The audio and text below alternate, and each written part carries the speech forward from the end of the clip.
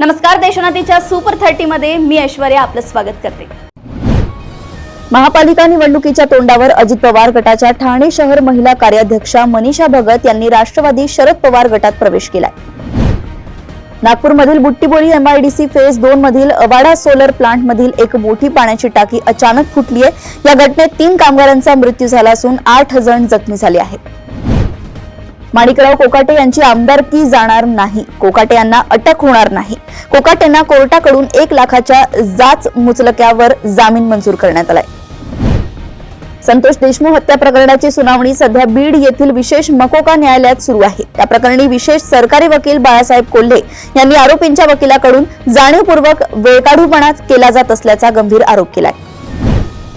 कोल्हापूर जिल्ह्यातील हुपरीमध्ये घरवाटणीच्या वादातून मुलानं जन्मदात्या आई वडिलांची अत्यंत क्रूर पद्धतीनं हत्या केली आहे।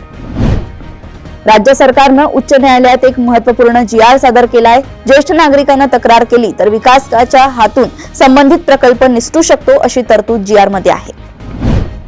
सातारा जिल्ह्यातील सावरी गावात असणाऱ्या शेडवर मुंबई पोलिसांनी टाकलेल्या धाडीत 45 किलो ड्रग्सचा साठा सापडला होता।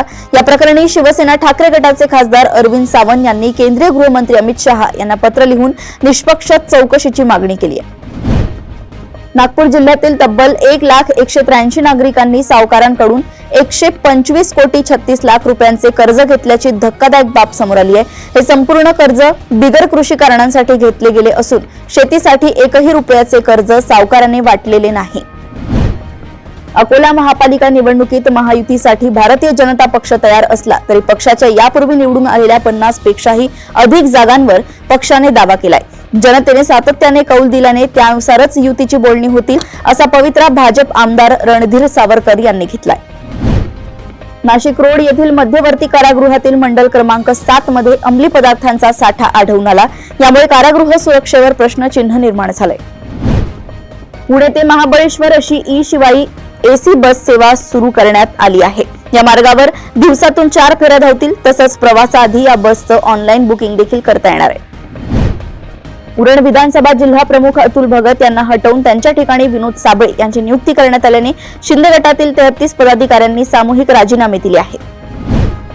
देशात जे उत्पादित होईल ते स्वदेशी, मग उत्पादन करणारी कंपनी देशी असो किंवा देशाबाहेरील, अशी स्वदेशीची नवीन संकल्पना मुख्यमंत्री देवेंद्र फडणवीस यांनी मांडली।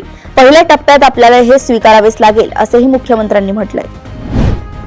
हिजाब संस्कृतीचा भाग आहे, त्याला हिंदू मुस्लिम रंग न देता त्याचं महत्त्व मुस्लिम अभ्यासकांनी पटवून द्यावं असं आवाहन मुस्लिम अभ्यासक नौशाद उस्मान यांनी केलंय।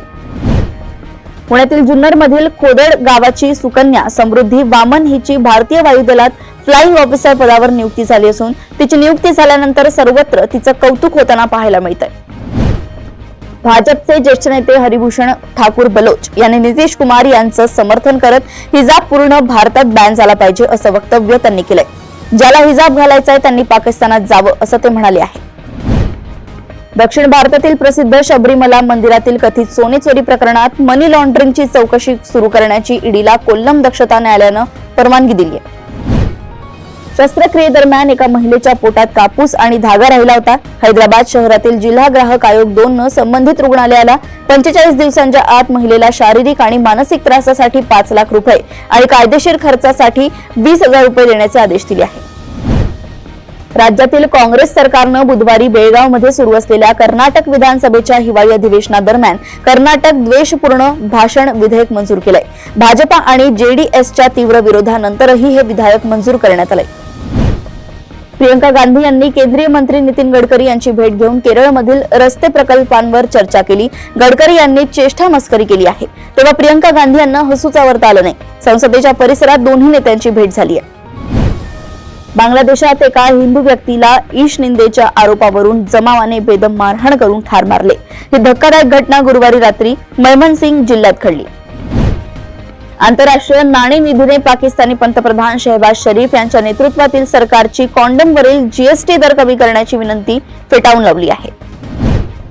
अमेरिकेच्या रेसिंग जगताला मोठा धक्का बसलाय। उत्तर कॅरोलिनामध्ये झालेल्या एका दुःखद विमान अपघातात माजी नास्कार स्टार ग्रेग बिफल, त्यांची पत्नी आणि त्यांच्या 2 मुलांसह 7 जणांचा मृत्यू झालाय। शिक्षक पात्रता परीक्षेदरम्यान नाशिकच्या सीडीओ मेरी केंद्रावर झालेल्या गोंधळाबाबत शिक्षक विभाग माहिती देण्यास टाळाटाळ करत असून हा प्रकार दडपला जाणार की काय असा प्रश्न या परीक्षार्थी उमेदवार उपस्थित करतायत. देशातील 10,13,000 सरकारी शाळांपैकी 5,149 शाळांमध्ये सन 2024 ते 25 या शैक्षणिक वर्षात एकही विद्यार्थी नव्हता. या शाळांपैकी 70% शाळा पश्चिम बंगाल आणि तेलंगणामधील होत्या अशी माहिती केंद्र सरकारच्या वतीने देण्यात आली आहे. बोरिवलीतील एका शाळेत गणित परीक्षेत 14 वर्षांच्या विद्यार्थ्याने डमी विद्यार्थी बसवल्याचं समोर आलंय. चौकशीत खासगी शिकवणी घेणाऱ्या शिक्षिकेच्या सांगण्यावरून त्याने हे कृत्य केल्याचं उघड झालंय. मेटाने बुधवारी जाहीर केलंय की ते रील्स, इंस्टाग्रामचे शॉर्ट फॉर्म व्हिडिओ फीड मोबाईलच्या पलीकडे आणतायत, कारण ते ॲपला टीव्हीवर विस्तारित करणार असून हे Amazon Fire TV पासून सुरू होणार आहे. केंद्र सरकारी कर्मचारी आणि निवृत्ती वेतनधारकांमध्ये जुनी पेन्शन योजना पुन्हा सुरू करता येईल का याबाबत चर्चा तीव्र झाली आहे. अर्थ राज्यमंत्री पंकज चौधरी यांनी संसदेत स्पष्ट केलंय की केंद्र सरकारकडे सध्या केंद्र सरकारी कर्मचाऱ्यांसाठी OPS पुन्हा सुरू करण्याचा कोणताही प्रस्ताव नाही. कॉमेडियन भारती सिंग आणि हर्ष लिंबाचिया यांच्या चाहत्यांसाठी एक आनंदाची बातमी आहे. टीव्हीची हास्य क्वीन भारती सिंगनं छोट्या राजकुमाराचं स्वागत केलंय. भारताचे पहिले विश्वचषक विजेते कर्णधार कपिल देव, भारतीय संघाचे मुख्य प्रशिक्षक गौतम गंभीर यांच्या कार्यशैली आणि आधुनिक क्रिकेट मधील प्रशिक्षकाच्या भूमिकेबद्दल म्हणाले की आंतरराष्ट्रीय स्तरावर प्रशिक्षक या शब्दाचा अर्थ बदललाय.